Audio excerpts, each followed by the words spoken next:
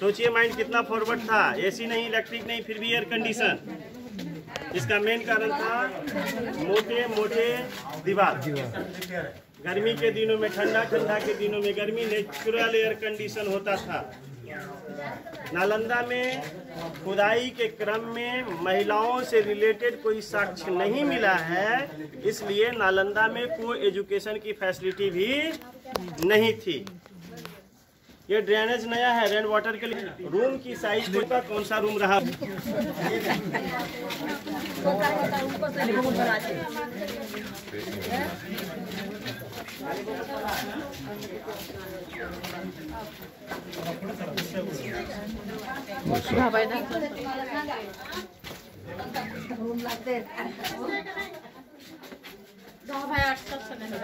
काल में नागार्जुना, आर्यदेवा, वसुबंधु, धर्मपाला सब विष्णु थे।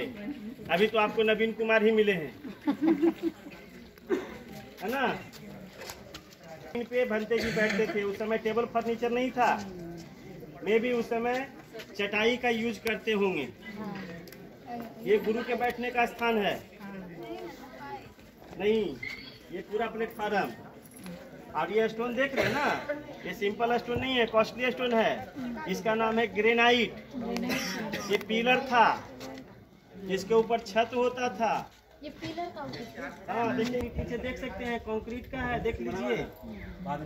आज तक ब्लैक नहीं हुआ है। हुआ है ऐसा लिंटर टाइप का है ना, कंक्रीट का। पढ़ाई का समय सीमा यहाँ नहीं था। After sunrise to before sunset. और इस क्रम में भूख लगा या प्यास लगा तो एविडेंस के आधार पर कहीं जाने की कोई आवश्यकता नहीं थी। सारा फैसिलिटी इसी के अंदर में उपलब्ध होता था। तो सोचिए कि मैनेजमेंट कितना हाई लेवल का था, टाइम की क्या वैल्यू रही थी। यही कहते हैं ना, समय बलवान होता है, मनुष्य बलवान नहीं होता। के समय में थ्योरी है, प्रैक्टिकल एजुकेशन की क्वालिटी भी आप लोग कंपेयर कर सकते हैं। कहते हैं कि जो भी भारत के एजुकेशन संस्थान के रूल्स को फॉलो किए प्राचीन काल में, वह फेमस हुए और वर्ल्ड फेमस हुए। और वह रूल क्या रहा होगा? तो वह रूल संस्कृत में है, काग चेष्टा, बको ध्यानम, अल्पहारी, तथा बचा, स्वान, निंद्रा, गृह त्यागी, विद्यार्थी पंचलक्षण। जो भी विद्यार्थी इस 5 नियम को फॉलो किए वह फेमस हुए और वर्ल्ड फेमस हुए। और इसका अर्थ क्या होता है? तो काग चेष्टा मीन्स कौवे की तरह चेष्टा होना चाहिए। कौवा अपना घोंसला कितना बजे छोड़ता है? Early in the morning. सूर्योदय के पहले छोड़ देता है ना, भोजन की खोज के लिए निकलता है, सनसेट के बाद घर जाता है। उसी तरह से विद्यार्थियों को अर्ली इन द मॉर्निंग, सूर्योदय से पहले रूम को छोड़ करके नए नए ज्ञान की खोज में लग जाना चाहिए और सनसेट के बाद ही रूम में जाना चाहिए। बको ध्यानम, बगड़ा।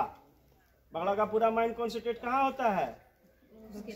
मछली पे रहता है ना। बहुत सारे मछली रहता है, लेकिन जिसको लक्ष्य बनाता है उसी को मारता है। विद्यार्थियों का पूरा माइंड कॉन्सेंट्रेट किताबों पर होना चाहिए। कहते हैं किताब समुद्र है, समुद्र में बहुत सारे रत्न मिलते हैं, किताब में नए नए ज्ञान मिलते हैं। कम खाना चाहिए। क्यों कम खाना चाहिए? नींद नहीं आए, आलस नहीं आए, है ना। आलस आएगा तो नींद आएगा, नींद आएगा तो टाइम वेस्ट हो जाएगा। कुत्ते की तरह सोना चाहिए, अर्थात पढ़ाई के प्रति अलर्ट होना चाहिए और घर से दूर होना चाहिए।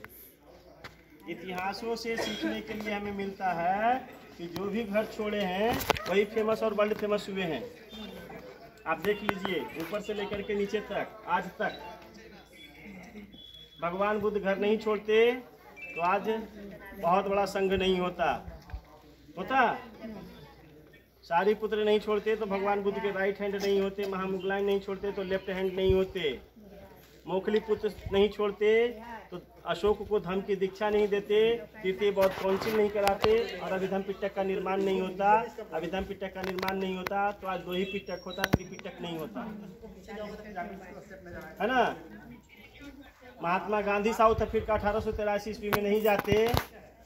गोपाल कृष्ण गोखले के शिष्य नहीं बनते तो भारत आज आजाद नहीं होता।